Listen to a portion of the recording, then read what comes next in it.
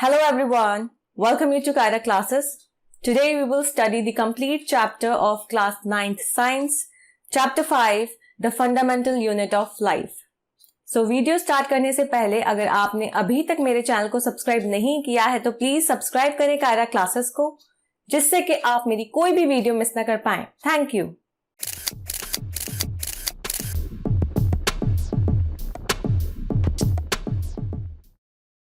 Every organism in this universe are made up of tiny basic structural units called cells. इस universe में हर organism जो है वो बहुत ही छोटे बेसिक स्ट्रक्चरल यूनिट से मिलकर बना है, जिसे हम कहते हैं cells. Cells were discovered by Robert Hooke in 1665. Cells को सबसे पहले जिसने डिस्कवर किया था उस साइंटिस्ट का नाम था रॉबर्ट हुक, और उसने कौन से ईयर में सेल्स को डिस्कवर किया था? 1665 में. Cells are the building blocks of all organisms that cannot be seen with naked eyes but can be seen under a microscope. Cells जो हैं वो जितने भी organisms हैं सबके क्या कहलाते हैं? Building blocks. जैसे कि for example, जैसे हमें एक wall बनानी है तो उसके लिए हमें brick की जरूरत पड़ती है. तो उस ब्रिक की मदद से ब्रिक्स को अरेंज करके हम क्या बनाते हैं? वॉल बनाते हैं. तो जो ब्रिक है वो बिल्डिंग ब्लॉक है किसका? वॉल का. ऐसे ही जो ऑर्गेनिज्म है तो ऑर्गेनिज्म को स्ट्रक्चर प्रोवाइड करना ये किसका काम है? सेल्स का. तो सेल्स यहाँ पे बिल्डिंग ब्लॉक्स हैं किसके? सारे के सारे ऑर्गेनिजम्स के, जिन्हें हम नेकेड आई से नहीं देख सकते, because cells are very small in size. Cells बहुत छोटे होते हैं साइज में, बहुत टाइनी होते हैं, जो कि हम अपनी नेकेड आई से नहीं देख सकते. तो अगर सेल्स को हमें देखना होता है तो हमें एक इंस्ट्रूमेंट की जरूरत होती है जिसे हम कहते हैं माइक्रोस्कोप. तो माइक्रोस्कोप की मदद से हम सेल्स को देख सकते हैं. Next, every living organism is made up of numerous tiny cells. जितने भी लिविंग ऑर्गेनिजम्स हैं वो सब बहुत छोटे छोटे सेल से मिलके बने हैं, और बहुत ही ज्यादा न्यूमरस या vast number of tiny cells की अगर मैं बात करूं, बहुत ज्यादा number of millions of tiny cells से मिलके क्या बने हैं? Living organisms. There are some single celled organisms as well that live on their own. कुछ सिंगल सेल्ड ऑर्गेनिजम्स भी होते हैं जो कि अपने ऊपर या अपने आप रहते हैं. Next topic, unicellular organisms. Unicellular organisms are composed of single cell. Unicellular, नाम में ही पता चल रहा है, यूनी मींस सिंगल या फिर वन, सेलुलर मींस सेल. तो जो ऑर्गेनिज्म एक सेल का मिलके बना है, सिंगल सेल का मिलके बना है, उसे हम कहते हैं unicellular organisms. The single cell constitutes the structure and entire function of the organism. जो सिंगल सेल है वो पूरा का पूरा स्ट्रक्चर देता है ऑर्गेनिज्म का, और जो भी वो ऑर्गेनिज्म फंक्शन परफॉर्म करता है तो वो कौन कॉन्स्टिट्यूट करता है? वो सिंगल सेल ही कॉन्स्टिट्यूट करता है. For example amoeba. तो इसका एग्जाम्पल है यूनिसेलुलर या सिंगल सेल्ड ऑर्गेनिज्म का अमीबा. तो जो अमीबा का जो स्ट्रक्चर है वो सिंगल सेल ही पूरा स्ट्रक्चर कॉन्स्टिट्यूट कर रहा है, और जो अमीबा फंक्शन कर रहा है वो फंक्शन भी कौन कॉन्स्टिट्यूट कर रहा है? Single cell. Now come to multi cellular organisms. Multi means many, बहुत सारे, सेलुलर मीन्स सेल. तो मल्टी सेलुलर ऑर्गेनिजम्स बहुत सारे सेल्स से मिलकर बने होते हैं. Multicellular organisms are composed of many cells.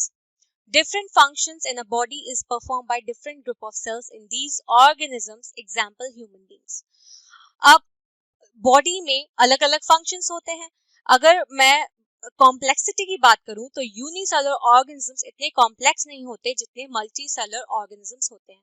तो मल्टीसेलुलर ऑर्गेनिजम्स बहुत ज्यादा कॉम्प्लेक्स होते हैं, तो क्योंकि उनमें बहुत अलग अलग तरह के फंक्शंस होते हैं.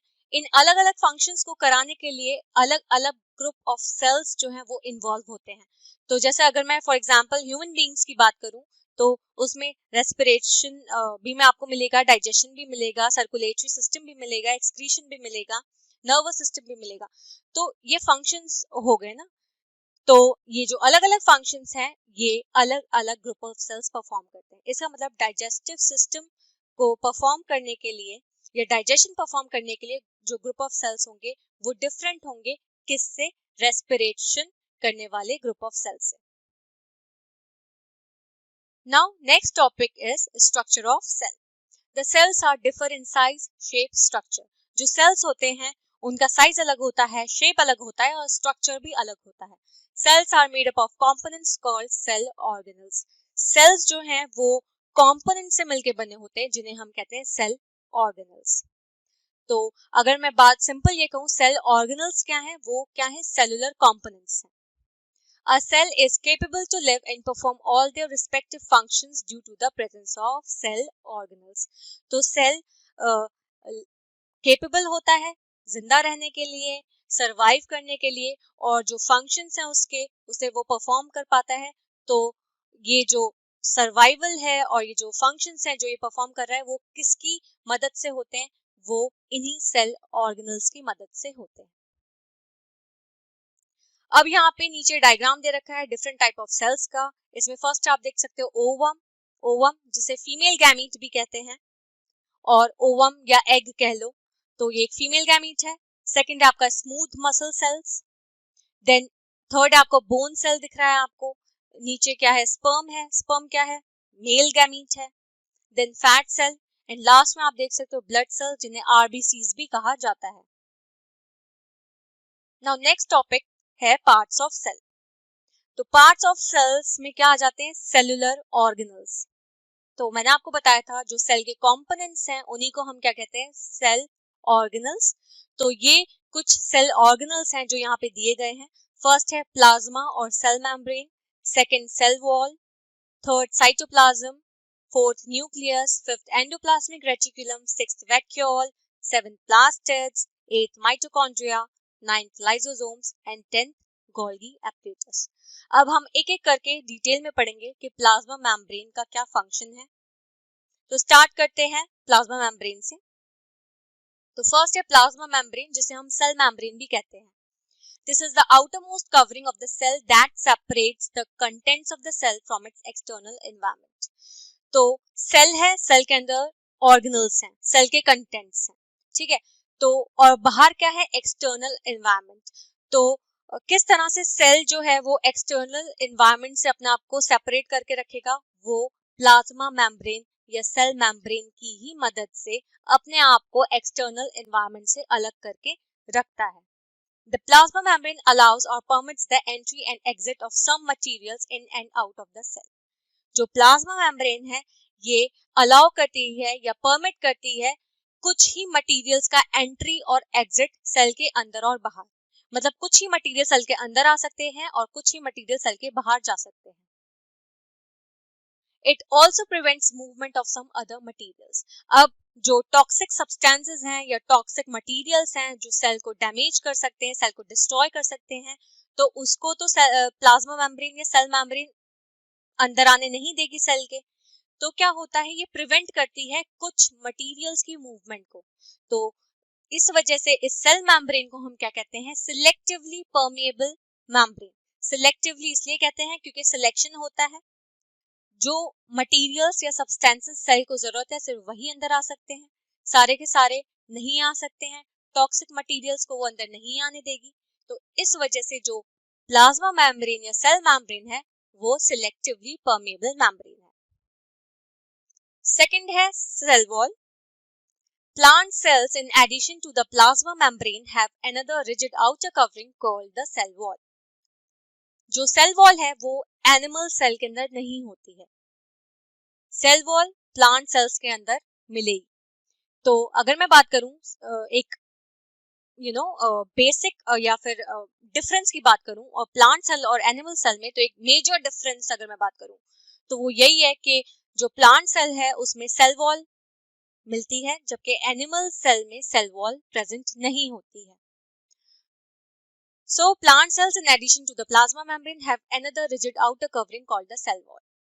तो जो प्लांट सेल्स हैं उसमें प्लाज्मा मेम्ब्रेन तो है लेकिन साथ में एक और आउटर कवरिंग जो है वो कौन बना रहा है, सेल वॉल। तो सबसे बाहर जो लेयर है वो है सेल वॉल, जो कि क्या है, रिजिड है। रिजिड मतलब हार्ड है। The cell wall lies outside the plasma membrane. तो प्लाज्मा मेम्ब्रेन के बाहर क्या होती है, सेल वॉल। जबकि एनिमल सेल की अगर मैं बात करूं तो वहां सिंपल प्लाज्मा मेम्ब्रेन थी, फिर क्या था आपका न्यूक्लियस और सेल ऑर्गेनल्स ये सब। लेकिन प्लांट सेल्स में सबसे बाहर आपको दिखेगी सेल वॉल और फिर क्या होगी, plasma membrane. It is a rigid covering made up of cellulose. Cell wall जो है बहुत ही ज्यादा हार्ड होती है, और वो हार्ड इसलिए होती है क्योंकि जिस सब्सटेंस से वो मिलके बनी होती है उसका नाम है सेलुलोज, जो कि एक कॉम्प्लेक्स सब्सटेंस है। और किसमें हेल्प करता है ये, प्लांट्स को स्ट्रक्चरल सपोर्ट देने में और स्ट्रेंथ देने में। The contents of the cell wall contracts during loss of water in plant cells by the process of osmosis. जो सेल वॉल के कंटेंट्स हैं वो कॉन्ट्रैक्ट करते हैं जब पानी का लॉस होता है प्लांट सेल्स में with the help of process osmosis. तो जब ऑस्मोसिस होता है तो क्या होता है, वाटर जो होता है वो लॉस होता है प्लांट्स में, तो उसकी वजह से क्या होता है, जो सेल वॉल है वो उसके जो कंटेंट्स हैं वो कॉन्ट्रैक्ट हो जाते हैं। थर्ड टॉपिक है cytoplasm. A thick solution composed of water, salts and proteins that fills the cells is called cytoplasm. तो cytoplasm एक टाइप से आप समझो कि फ्लूइड है। ओके, तो ये एक थिक सॉल्यूशन है या फ्लूइड है जो कि वाटर, जिसमें वाटर मिलेगा आपको, सॉल्ट्स मिलेगा, प्रोटीन्स मिलेगा, और ये जो साइटोप्लाज्म है ये सेल को फिल करके रखता है। Second, it is surrounded by cell membrane. तो साइटोप्लाज्म जो है वो मतलब किससे सराउंडेड रहता है, सेल मेम्ब्रेन से। तो अगर मैं एग्जांपल के तौर पे एनिमल सेल की बात करूं तो बाहर मैंने आपको बताया था प्लाज्मा मेम्ब्रेन है, सेंटर में न्यूक्लियस है, तो जो स्पेस बचा है उसमें क्या है आपका, साइटोप्लाज्म। तो ये जो साइटोप्लाज्म है इसे कौन सराउंड करके रखता है, आपका सेल मेम्ब्रेन या प्लाज्मा मेम्ब्रेन। थर्ड है, the nucleus of the cell is surrounded by the cytoplasm. अब जो सेल का न्यूक्लियस है जिसके अंदर जेनेटिक मटेरियल होता है, तो उस न्यूक्लियस को भी जो सराउंड करके रखता है वो क्या है, साइटोप्लाज्म। तो अब बात करते हैं न्यूक्लियस की। The nucleus is a small round and membrane bound structure found in cell. तो सेल के अंदर सेंटर में न्यूक्लियस मिलता है। न्यूक्लियस बहुत मतलब स्मॉल साइज का होता है, राउंड स्ट्रक्चर का होता है, और जो न्यूक्लियस है उसके वो किससे सराउंडेड होता है, वो होता है मेम्ब्रेन से सराउंडेड, जिसे हम कहते हैं न्यूक्लियर मेम्ब्रेन। तो इसलिए सिंपल मेम्ब्रेन बाउंड स्ट्रक्चर कहा जा रहा है क्योंकि जो न्यूक्लियस है वो सराउंडेड होता है मेम्ब्रेन से, जिसका नाम है nuclear membrane. The fluid inside the nucleus surrounded by nuclear membrane is called nucleoplasm. अब जो न्यूक्लियस है उसके अंदर फ्लूइड भी प्रेजेंट होता है, और जो न्यूक्लियस है अभी मैंने आपको बताया था वो किससे सराउंडेड होता है, न्यूक्लियर मेम्ब्रेन से। प्लस न्यूक्लियस के अंदर क्या होता है, फ्लूइड भी होता है। उस फ्लूइड को हम कहते हैं nucleoplasm. Nucleus controls the cell's growth and reproduction because it contains cells hereditary information. जो न्यूक्लियस है वो सेल की ग्रोथ को और रिप्रोडक्शन को कंट्रोल करता है, क्योंकि जो न्यूक्लियस है उसमें जेनेटिक मटेरियल प्रेजेंट होता है जो कि हेरिडिटरी इंफॉर्मेशन कैरी करता है। नेक्स्ट पॉइंट है, it is covered by dual layer called nuclear membrane. जो न्यूक्लियस है वो सराउंडेड है या कवर्ड है किस मेम्ब्रेन से, न्यूक्लियर मेम्ब्रेन से। अब ये जो न्यूक्लियर मेम्ब्रेन है ये है डुअल लेयर, मतलब इसमें होती है दो लेयर्स, एक होती है आउटर लेयर, एक होती है इनर लेयर। तो जो न्यूक्लियर मेम्ब्रेन है वो उसमें दो लेयर्स आपको मिलेंगी। Next, the nuclear membrane contains pores due to which materials can travel both inside the nucleus from its outer surrounding, that is cytoplasm. जो न्यूक्लियर मेम्ब्रेन है उसके अंदर आपको पोर्स भी दिखेंगे, क्योंकि न्यूक्लियर मेम्ब्रेन के अंदर पोर्स भी होते हैं जिससे जो मटेरियल्स हैं वो ट्रैवल कर सके, न्यूक्लियस के अंदर आ सके अपनी बाहर की सराउंडिंग से। तो न्यूक्लियस जो आपका सेल के सेंटर में प्रेजेंट है और बाहर की जो सराउंडिंग है साइटोप्लाज्म, तो उससे जो साइटोप्लाज्म में जो मटेरियल्स हैं वो आराम से जो है न्यूक्लियस के अंदर आ सके with the help of pores जो न्यूक्लियर मेम्ब्रेन के अंदर प्रेजेंट होते हैं। तो सिंपल मैं कह सकती हूँ ट्रांसपोर्टेशन में हेल्प करता है। न्यूक्लियर पोर्स जो है या न्यूक्लियर मेम्ब्रेन जो पोर्स कंटेन कर रही है, जो सिंपल न्यूक्लियर पोर्स हैं, वो क्या करते हैं, वो ट्रांसपोर्टेशन में हेल्प करते हैं, मटेरियल्स के ट्रांसपोर्ट में हेल्प करते हैं कि वो साइटोप्लाज्म से न्यूक्लियस के अंदर आ सके। The nucleus contains some thread-like structures called chromatin. It exists during the resting stage of cells.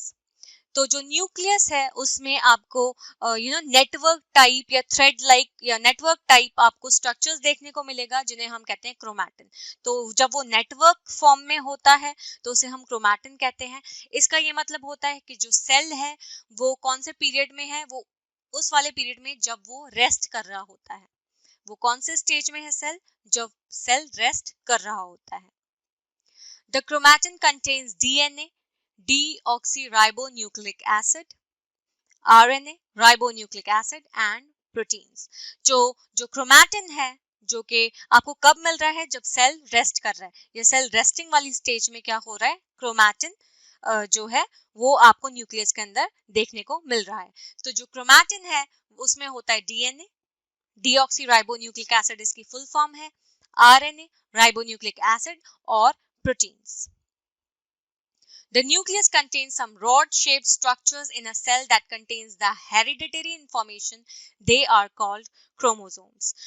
तो न्यूक्लियस के अंदर रॉड शेप्ड स्ट्रक्चर्स होते हैं जो कि हेरिडिटरी इंफॉर्मेशन कैरी करते हैं या कंटेन करते हैं, इन्हें कहते हैं क्रोमोसोम्स। तो अगर मैं बात करूं क्रोमैटिन की, जो नेटवर्क फॉर्म में है, जब आपका सेल डिवाइड नहीं कर रहा है तब क्रोमैटिन है। लेकिन जब सेल डिवाइड करना स्टार्ट करेगा या डिवाइडिंग स्टेज में जब जाएगा तब क्या होता है, वो जो क्रोमैटिन नेटवर्क है वो धीरे धीरे कंडेंस होना स्टार्ट करते हैं। कंडेंस होने की वजह से वो क्या बन जाते हैं, रॉड शेप्ड स्ट्रक्चर्स बना लेते हैं जिन्हें हम कहते हैं क्रोमोसोम्स। और ये जो क्रोमोसोम्स हैं यही क्या कंटेन करते हैं, hereditary information. They are formed when the chromatin condenses together when the cell is about to divide. अभी मैंने आपको बताया है कि ये कब बनते हैं, ये तब बनते हैं जब सेल डिवाइड होने वाला होता है, जब सेल अपने आप को डिवाइड करने की उस पे होता है स्टेज पे, तब जाके क्या होता है, जो क्रोमैटिन नेटवर्क है वो धीरे धीरे कंडेंस होने स्टार्ट होता है और रॉड शेप्ड स्ट्रक्चर्स में बदल जाता है, जो कि बेसिकली जिन्हें हम कहते हैं chromosomes.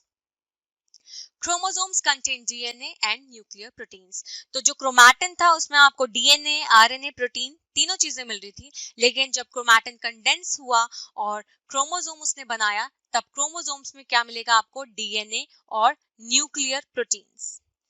They contain the hereditary information for inheritance of features from the parents to the offspring as DNA. तो ये जो क्रोमोसोम्स हैं ये क्या करते हैं, ये क्या कंटेन करते हैं, ये हेरिडिटरी इंफॉर्मेशन कंटेन करते हैं। किसके लिए, इनहेरिटेंस के लिए। तो जो कुछ कैरेक्टर्स हैं जो पेरेंट्स से बच्चों में जाते हैं वो क्या होता है, वो हेरिडिटरी इंफॉर्मेशन ही है।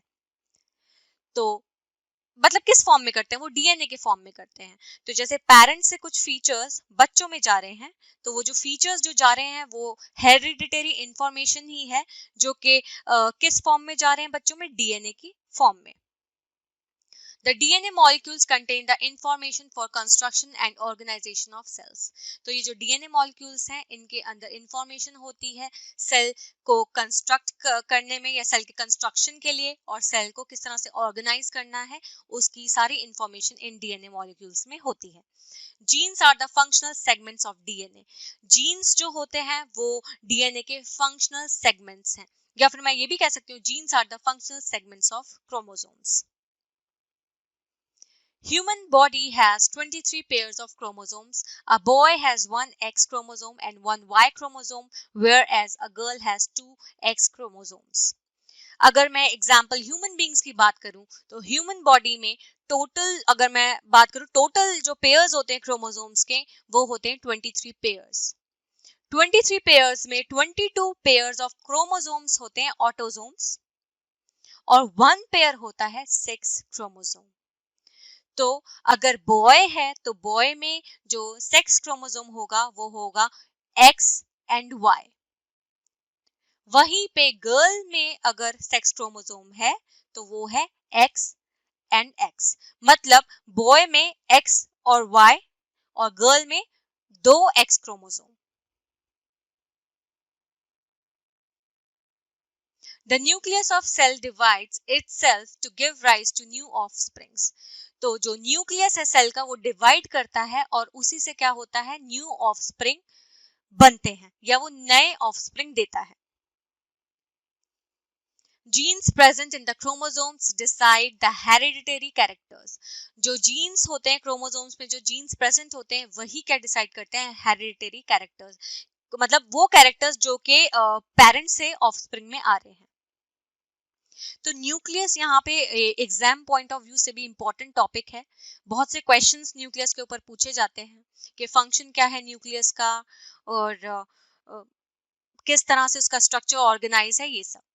नेक्स्ट टॉपिक है हमारा एंडोप्लाज्मिक रेटिकुलम। एंडोप्लाज्मिक रेटिकुलम हमारा नेक्स्ट पार्ट है सेल का। The large network of membranes sheets and tubes is called endoplasmic reticulum. Endoplasmic reticulum क्या होता है, एक बहुत लार्ज मतलब नेटवर्क होता है, एक तरह से बहुत बड़ा सा नेटवर्क होता है मेम्ब्रेनस शीट्स और ट्यूब्स का, जो कि न्यूक्लियस से निकलते हैं, मतलब वो न्यूक्लियस के साथ कॉन्टिन्यूएशन में रहते हैं। तो एंडोप्लाज्मिक रेटिकुलम बेसिकली न्यूक्लियस के साथ कॉन्टिन्यूएशन में रहता है, जिसे हम कहते हैं एंडोप्लाज्मिक रेटिकुलम। तो बेसिकली ये ट्यूब लाइक है स्ट्रक्चर, मेम्ब्रेनस शीट्स हैं जो कि न्यूक्लियस के साथ कॉन्टिन्यूएशन में रहती हैं। They are filled with fluids and carries materials throughout the cell, due to which it is also called transport system of the cell. अब ये जो एंडोप्लाज्मिक रेटिकुलम है ये फ्लूइड्स से फिल्ड होता है और ये क्या करता है, मटेरियल को कैरी करता है थ्रू आउट द सेल। मतलब सेल में बहुत सारे ऑर्गेनल्स हैं, अब वो डिफरेंट डिफरेंट ऑर्गेनल्स में क्या होता है, उन मटेरियल्स को मतलब कैरी करता है, मतलब ले जाता है, ट्रांसपोर्टेशन में हेल्प करता है। इसीलिए मैं इसे कहती हूँ transport system of the cell, क्योंकि एंडोप्लाज्मिक रेटिकुलम में क्या हो रहा है, जो फ्लूइड्स हैं वो फिल्ड है, मतलब फ्लूइड्स के साथ वो फिल्ड है एंडोप्लाज्मिक रेटिकुलम, प्लस वो क्या कर रहा है, जो मटेरियल्स हैं उनको वो डिफरेंट डिफरेंट ऑर्गेनल्स तक पहुंचा रहा है। तो इसका मतलब है ये एक ट्रांसपोर्ट सिस्टम भी होता है सेल का, या उसे कहते हैं transport system of cell. It transports materials between the regions of cytoplasm or between the cytoplasm and nucleus. अब ये ट्रांसपोर्ट करता है मटेरियल को किसके बीच में, साइटोप्लाज्म के रीजन्स या फिर साइटोप्लाज्म और न्यूक्लियस के बीच में ये क्या करता है, मटेरियल्स को ट्रांसपोर्ट करता है। तो सेल का डिफरेंट अगर मैं बात करूं ऑर्गेनल है तो साइटोप्लाज्म भी है, आपका न्यूक्लियस भी है। तो साइटोप्लाज्म के रीजन्स में के बीच में भी ये ट्रांसपोर्टेशन कर रहा है मटेरियल्स का, या फिर ये साइटोप्लाज्म और न्यूक्लियस के बीच में भी क्या करता है, ट्रांसपोर्टेशन करता है मटेरियल्स का।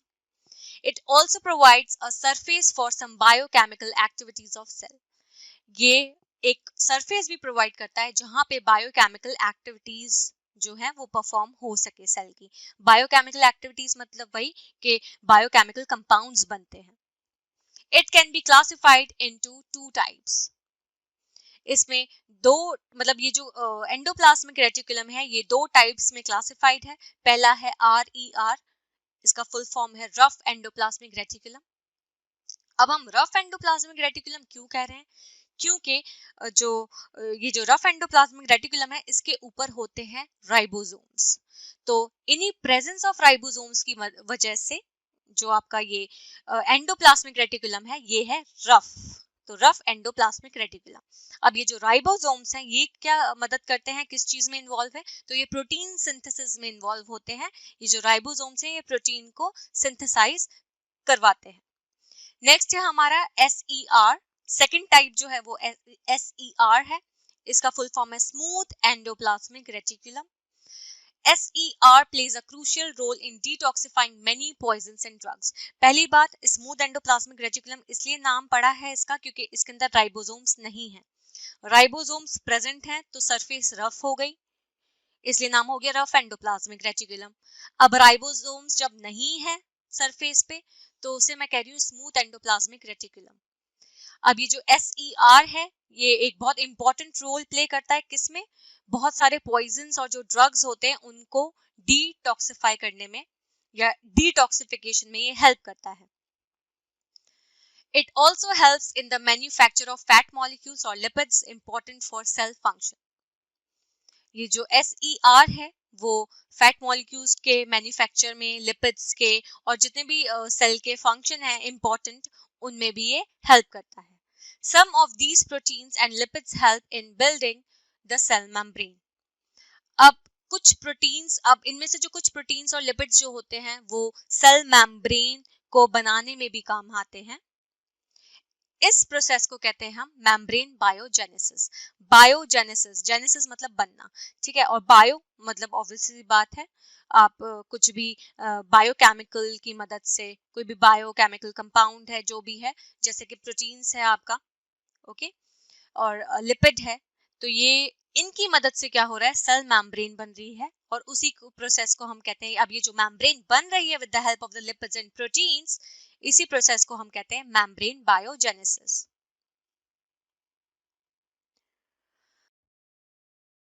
अब हम यहाँ पे देखेंगे प्लांट सेल को. इस प्लांट सेल में पार्ट्स ऑफ सेल दिखाए गए हैं जो हमने अभी पढ़े हैं, जैसे कि आप देख सकते हो यहाँ पे न्यूक्लियस. न्यूक्लियस में आप देख सकते हो ये जो सेंटर में ऑरेंज और येलो वाला पोर्शन है वो न्यूक्लियस है. न्यूक्लियस में क्या है, न्यूक्लियर पोर. ये जो न्यूक्लियर पोर्स हैं ये क्या करते हैं, ट्रांसपोर्टेशन में हेल्प करते हैं मटेरियल्स का, कि वो साइटोप्लाज्म से न्यूक्लियस में आ सके. देन न्यूक्लियर एनवलप है जिससे न्यूक्लियस सराउंडेड है. न्यूक्लियर एनवलप मतलब वही न्यूक्लियर मेम्ब्रेन, और ये जो न्यूक्लियर मेम्ब्रेन है ये डुअल होती है, मतलब इनर एंड आउटर दो लेयर्स होती हैं. Then nucleolus. न्यूक्लियोलस आप देख सकते हो यहाँ पे ऑरेंज कलर का दिखा रखा है. तो न्यूक्लियोलस क्या होता है, न्यूक्लियस में प्रेजेंट होता है एक लार्ज स्ट्रक्चर, उसे कहते हैं हम न्यूक्लियोलस. अब आप देख सकते हो ये जो लाइट ब्लूइश कलर का दिखा रखा है वो है साइटोप्लाज्म. ये एक फ्लूइड है जो कि फिल्ड है सेल के मतलब सेल के अंदर, ये जो फ्लूइड है इसी को हम क्या कह रहे हैं, साइटोप्लाज्म. देन आप देख सकते हो न्यूक्लियस से ही निकल रहे हैं ये endoplasmic reticulum tube like structures या मेम्ब्रेनस शीट्स, जिन्हें हमने कहा था एंडोप्लाज्मिक रेटिकुलम. तो यहाँ पे आप देख सकते हो ब्लैक ब्लैक कलर के डॉट्स भी हैं. तो अगर ब्लैक ब्लैक कलर के डॉट्स क्या है, ये राइबोसोम्स हैं. तो अगर राइबोसोम्स प्रेजेंट हैं तो वो रफ एंडोप्लाज्मिक रेटिकुलम बना रहे हैं. और आप देख सकते हो राइट हैंड साइड पे स्मूथ एंडोप्लाज्मिक रेटिकुलम दिखा रखा है जहां पे ये राइबोसोम्स प्रेजेंट नहीं है. देन जो सेल वॉल है आप देख सकते हो, सेल वॉल दिखा रखी है ग्रीन कलर से. अब ये जो सेल वॉल है ये द आउटर मोस्ट लेयर होती है प्लांट सेल में. फिर फिर जो उससे पहले वाली लेयर होती है वो प्लाज्मा मेम्ब्रेन है, जो कि यहाँ पे शो कर रखी है येलो बाउंड्री से. तो प्लाज्मा मेम्ब्रेन, सेल वॉल, आप साइटोप्लाज्म देख चुके हो अभी, एंडोप्लाज्मिक रेटिकुलम देख लिया, न्यूक्लियस देख लिया, और भी पार्ट्स हैं जो हम जब हम आगे पढ़ेंगे तब इनके बारे में डिटेल में पढ़ेंगे. नेक्स्ट हमारी जो डायग्राम है वो है एनिमल सेल की. यहाँ पे देखो एनिमल सेल में न्यूक्लियस है, न्यूक्लियस से ही कॉन्टिन्यूएशन में वही मेम्ब्रेनस शीट्स ट्यूब्स हैं जिन्हें हम क्या कहते हैं, एंडोप्लाज्मिक रेटिकुलम. अब ये जो रेड कलर के यहाँ पे दिखा रखे हैं सर्कल से, तो ये जो रेड सर्कल्स जो सरफेस पर अटैच्ड हैं ये, इन्हें हम कहते हैं राइबोसोम्स. और अगर ये एंडोप्लाज्मिक रेटिकुलम की सरफेस पे प्रेजेंट है तो ये क्या बनाते हैं, रफ एंडोप्लाज्मिक रेटिकुलम, जैसे कि अभी मैंने प्लांट सेल में भी बताया था आपको. और यहाँ पे आप देख सकते हो राइट हैंड साइड पे ये है स्मूथ एंडोप्लाज्मिक रेटिकुलम जिसपे कोई भी राइबोसोम आपको नहीं दिख रहा है. न्यूक्लियस आप देख सकते हो थोड़ा बड़ा सा स्ट्रक्चर है, सर्कुलर है, राउंड है शेप का. फिर न्यूक्लियस के अंदर ये आप देख सकते हो न्यूक्लियोलस. अब ये जो न्यूक्लियस है इसी के अंदर क्या होता है, आपका जेनेटिक मटेरियल होता है. ये जेनेटिक मटेरियल क्या होता है, डीएनए. ओके. देन आप देख सकते हो क्रोमैटिन दिखा रखा है यहाँ पे. क्रोमैटिन लाइक एक ऐसी नेटवर्क सा दिखा रखा है, तो ये है क्रोमैटिन. देन साइटोप्लाज्म देख सकते हो आप यहाँ पे लाइट येलो सा जो है, ये पूरा जो फ्लूइड है जिससे पूरा सेल फिल्ड है, इसको साइटोप्लाज्म कह रहे हैं. ओके. देन आप देख सकते हो प्लाज्मा मेम्ब्रेन. प्लाज्मा मेम्ब्रेन जो है वो आउटर मेम्ब्रेन है, क्योंकि प्लांट सेल में तो आउटर मेम्ब्रेन हो रही थी सेल वॉल, लेकिन जो एनिमल सेल है उसमें सेल वॉल तो होती नहीं है, तो जो आउटर मेम्ब्रेन है वो क्या है, plasma membrane. The stacks of flattened membranous vesicles are called Golgi apparatus. Stack का मतलब होता है pile up, इकट्ठा होना, एक arrangement जिसे मैं कह सकती हूँ. तो ये एक मैं कह सकती हूँ मैम्ब्रेनस वेसिकल्स जो कि फ्लैटेंड होती हैं, तो उनके स्टैक को, उनके पाइलअप को कहते हैं हम Golgi apparatus. It basically stores, packs and modifies the products in vesicles. तो गोल्गी apparatus का क्या फंक्शन है कि ये जो मटेरियल्स हैं या जो सब्सटेंसेस हैं उन्हें वो स्टोर करके रखता है, पैकेजिंग में इन्वॉल्व है और प्रोडक्ट में कुछ चेंजेस लाता है। तो गोल्गी apparatus है तो एक वेसिकल, तो ये सारा का सारा काम स्टोरेज, पैकिंग और मॉडिफिकेशन सब किस में होता है, वेसिकल्स में होता है। और वेसिकल्स क्या होते हैं, वेसिकल्स वही सैक लाइक स्ट्रक्चर्स को हम कहते हैं vesicles. It temporarily stores protein that moves out of the cell through the vesicles of the Golgi apparatus. ये temporarily मतलब थोड़े समय के लिए प्रोटीन को स्टोर करके रखता है जो कि सेल से फिर मूव बाहर निकल जाता है वेसिकल्स के थ्रू गोल्गी apparatus के। It packs and transports the material synthesized in the endoplasmic reticulum to different targets inside and outside the cell. Golgi apparatus packaging में और जो मटेरियल्स एंडोप्लाज्मिक रेटिकुलम में बन रहे हैं उनको ट्रांसपोर्ट कराने में हेल्प करता है अलग अलग डिफरेंट ऑर्गेनल्स तक सेल के अंदर और बाहर। जो भी अलग अलग ऑर्गेनल्स हैं या जो डिफरेंट टारगेट्स हैं तो उन तक ये गोल्गी apparatus क्या करता है, ट्रांसपोर्टेशन में हेल्प करता है। तो एंडोप्लाज्मिक रेटिकुलम में जो मटेरियल सिंथेसाइज हुए हैं, जो बने हैं, उनकी पैकेजिंग करना और फिर उन्हें अलग अलग टारगेट्स या अलग अलग ऑर्गेनल्स तक पहुंचाना सेल के अंदर और बाहर, यही काम है गोल्गी apparatus का। नेक्स्ट हमारा जो पार्ट ऑफ सेल है वो है lysosomes. The sac-like structure in a cell surrounded by membrane are called lysosomes. तो lysosomes जो है वो सेल के अंदर मिलते हैं और किस शेप के होते हैं, तो वो sac-like structure होता है इनका। किससे सराउंडेड होते हैं, मेम्ब्रेन से। तो sac-like structure surrounded by a membrane form lysosomes. They keep the cells clean by digesting and breaking the outside materials like bacteria, food entering the cell or worn out cells organelles into small pieces. ये cells को clean रखते हैं किस तरह से, by digestion and breaking the outside materials. जो भी बाहर के मटेरियल्स हैं जैसे कि बैक्टीरिया हो गया या कोई फूड एंटर कर रहा है सेल में या फिर कोई सेल ऑर्गेनल्स खराब हो गया, डिस्ट्रॉय हो गया, डैमेज हो गया है, तो वो इन चीजों का क्या करता है, लाइसोसोम डाइजेशन करता है और इनका ब्रेक डाउन करता है छोटे छोटे पीसेस में। They can digest these organic materials due to the presence of strong digestive enzymes that can break down organic compounds. ये लाइसोसोम्स जो है इन ऑर्गेनिक मटेरियल्स को डाइजेस्ट कर पाता है because of the presence of strong digestive enzymes, क्योंकि lysosomes के अंदर स्ट्रॉन्ग डाइजेस्टिव एंजाइम्स होते हैं जो कि इन्वॉल्व हैं किसमें, डाइजेशन और ब्रेकडाउन में इन ऑर्गेनिक कंपाउंड्स के। इसीलिए लाइसोसोम को क्या कहते हैं हम, सुइसाइडल बैग। ये क्वेश्चन बहुत बार पूछा जाता है कि लाइसोसोम को सुइसाइडल बैग क्यों कहा जाता है, तो यही रीजन है कि लाइसोसोम क्यों सुइसाइडल बैग कहलाता है। नेक्स्ट है हमारा part of cell mitochondria. Mitochondria are round tube like organelles that provide energy to a cell in form of ATP. Mitochondria round tube like organelles हैं। जब आप उसका स्ट्रक्चर देखोगे तो आपको वही राउंड और ट्यूब लाइक दिखेगा, जो कि क्या करता है, एनर्जी प्रोवाइड करता है सेल को, एनर्जी देता है सेल को किसके फॉर्म में, एटीपी के फॉर्म में। एटीपी का फुल फॉर्म है adenosine triphosphate, for performing different chemical activities for the sustenance of life. तो ये जो एटीपी है, जो यू कैन से कि जो भी एनर्जी है, आप कह सकते हो जो एनर्जी है जो सेल को मिल रही है एटीपी के फॉर्म में, तो ये जो एटीपी है ये जो केमिकल एक्टिविटीज हैं अलग अलग जो सेल परफॉर्म कर रहा है तो वो उसमें हेल्प करता है। Mitochondria are known as the powerhouse of the cell. This is the reason जिसकी वजह से मैं ये कह सकती हूँ कि माइटोकॉन्ड्रिया पावर हाउस है सेल का, क्योंकि ये एनर्जी प्रोवाइड करता है सेल को किस फॉर्म में, एटीपी की फॉर्म में। और ये जो एटीपी है ये किस में हेल्प करता है, ये जो भी सेल फंक्शन करता है, जो भी एक्टिविटीज परफॉर्म करता है, केमिकल रिएक्शंस जितने भी होते हैं, जो भी एनर्जी चाहिए उसके लिए, तो वो एटीपी ही के फॉर्म में होती है और माइटोकॉन्ड्रिया ही इस सेल को देता है। Mitochondria have two membrane coverings instead of just one. Mitochondria के अंदर दो मेम्ब्रेन होती हैं, इसका मतलब माइटोकॉन्ड्रिया एक डबल मेम्ब्रेन बाउंड ऑर्गेनल है। The outer membrane is very porous. तो अब जब माइटोकॉन्ड्रिया के अंदर दो मेम्ब्रेन है, तो एक आउटर मेम्ब्रेन होगी, एक इनर मेम्ब्रेन होगी। आउटर मेम्ब्रेन बहुत पोरस होती है, उसमें बहुत पोर्स प्रेजेंट होते हैं, जबकि इनर मेम्ब्रेन बहुत ज्यादा डीपली फोल्डेड होती है। These folds create a large surface area for ATP generating chemical reactions.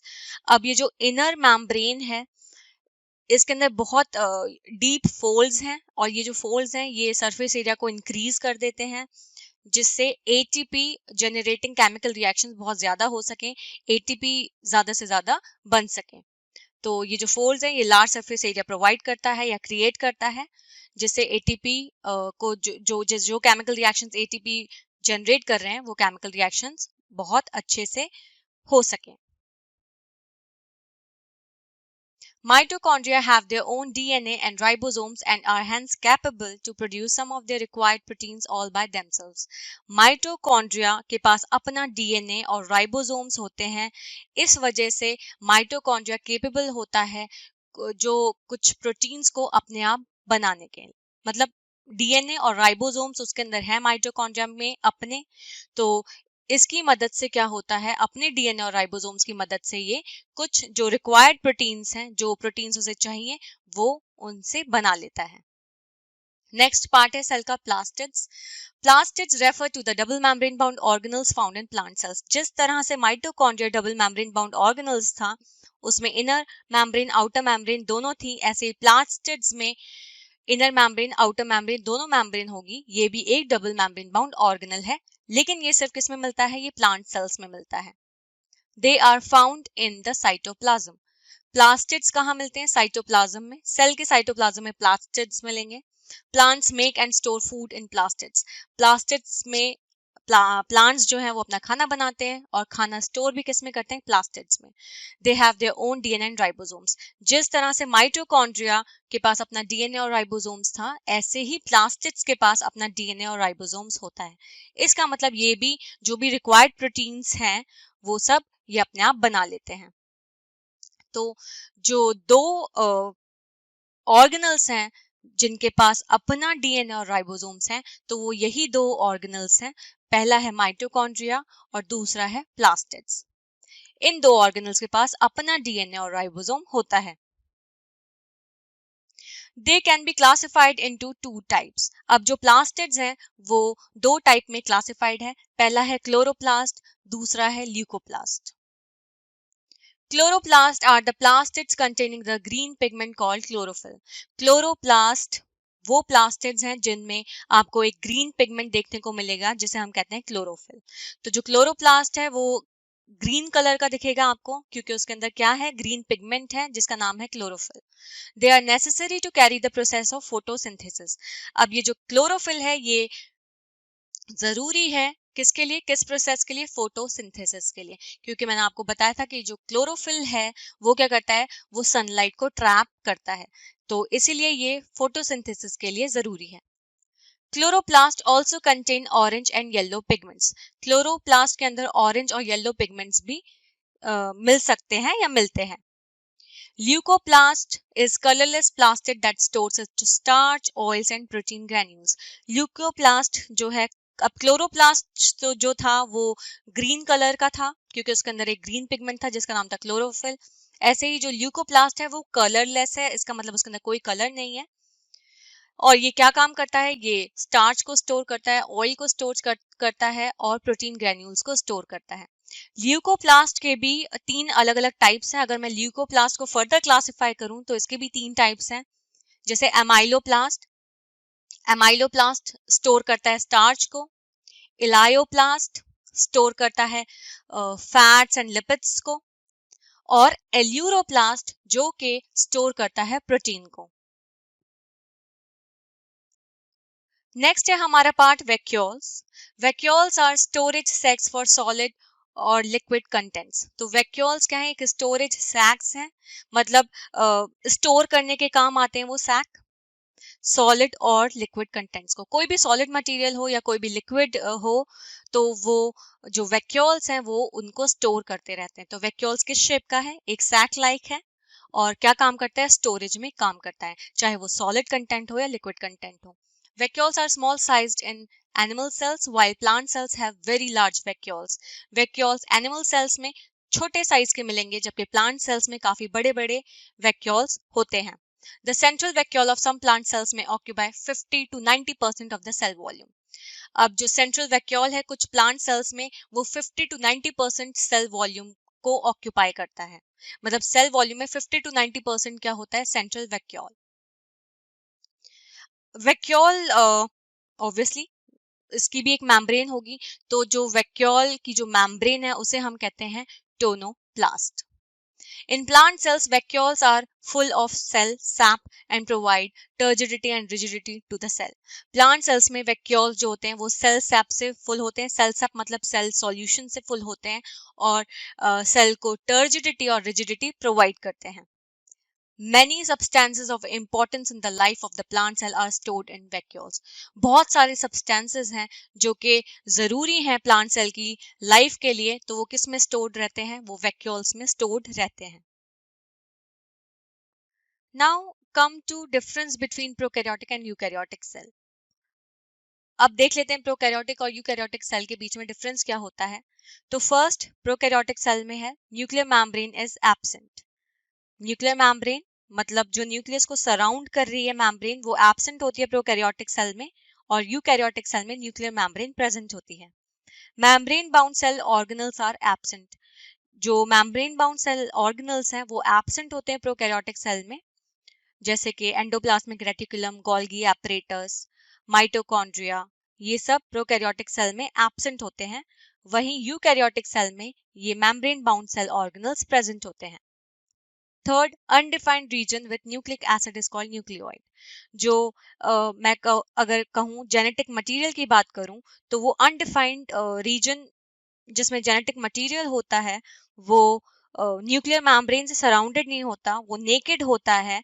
और उसी अनडिफाइंड रीजन को जो न्यूक्लियर मैम्ब्रेन से सराउंडेड नहीं है और उसमें न्यूक्लिक एसिड है, कोई भी जेनेटिक मटेरियल है, उसे हम कहते हैं न्यूक्लियोइड. तो वो रीजन जो कि अनडिफाइंड है, इसका मतलब न्यूक्लियर मैम्ब्रेन से सराउंडेड नहीं है वो रीजन, और उसके अंदर क्या है, न्यूक्लिक एसिड है, तो मैं उस अनडिफाइंड रीजन को कहूंगी न्यूक्लियोइड.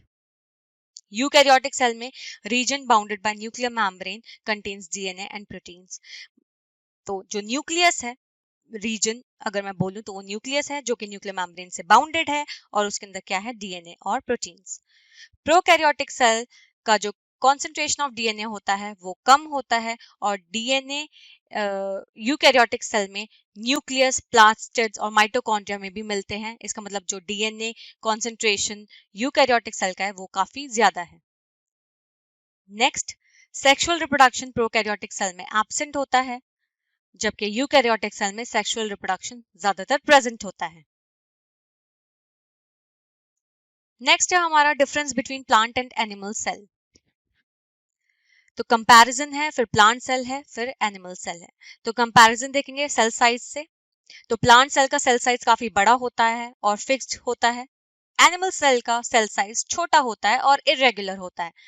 सेल शेप देख लेते हैं. तो प्लांट सेल का सेल का जो शेप है वो रेक्टेंगुलर है, और एनिमल सेल का सेल शेप राउंड है. प्लास्टिड्स प्लांट सेल में मिलते हैं और क्लोरोप्लास्ट के साथ प्रेजेंट होते हैं. तो मतलब प्लास्टिड्स में क्लोरोप्लास्ट होता है प्रेजेंट, और एनिमल सेल्स में प्लास्टिड्स एब्सेंट रहते हैं. माइटोकॉन्ड्रिया कुछ नंबर में प्रेजेंट होता है प्लांट सेल में, मतलब कुछ ही माइटोकॉन्ड्रिया प्लांट सेल में देखने को मिलेगा, जबकि एनिमल सेल में बहुत सारे माइटोकॉन्ड्रिया देखने को मिल सकते हैं. वैक्यूल्स सिर्फ एक बहुत बड़ा वैक्यूल होता है प्लांट सेल में, एनिमल सेल में बहुत सारे वैक्यूल्स प्रेजेंट होते हैं. लाइसोसोम्स कम ही देखे जाते हैं प्लांट सेल्स में, एनिमल सेल्स में प्रेजेंट होते हैं. रिजर्व फूड, तो जो सेल है वो फूड रिजर्व करके रखता है, तो किस फॉर्म में रखता है प्लांट सेल में, तो प्लांट सेल में स्टार्च के फॉर्म में वो रिजर्व फूड होता है, और एनिमल सेल में ग्लाइकोजन के तौर पे वो रिजर्व फूड प्रेजेंट होता है. तो आज की वीडियो में हमारा पूरा चैप्टर कंप्लीट हो चुका है. The fundamental unit of life complete हो गया है. आई होप आपको वीडियो समझ में आई हो. Thank you for watching and please subscribe my channel for more videos. Thank you.